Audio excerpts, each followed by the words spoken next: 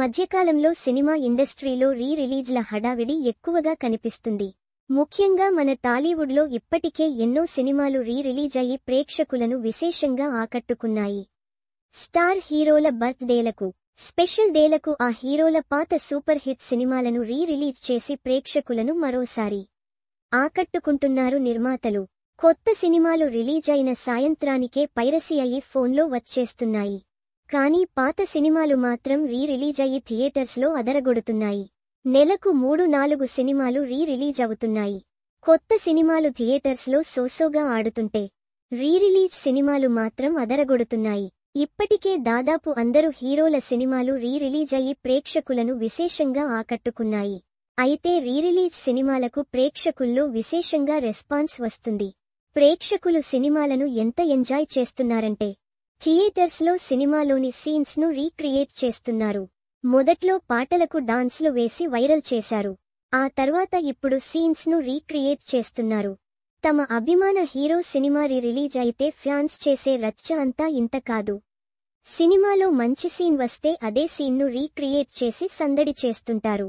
తాజాగా classic hit అందాల రాక్షసి సినిమా కూడా రిలీజ్ అయింది.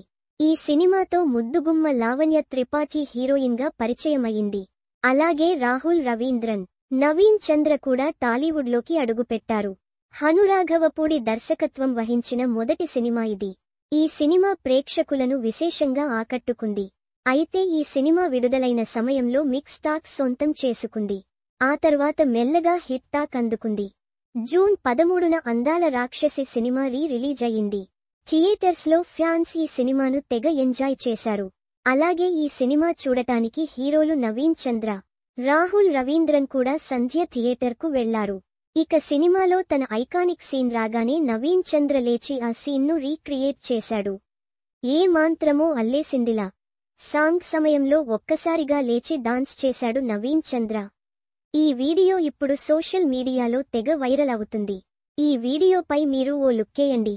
#NaveenChandra @Sandhya70mm #Andala Rakshasi re-release pic.twitter.com/VJ31VKS52L Wino Cinemas @WinoTCinemas_.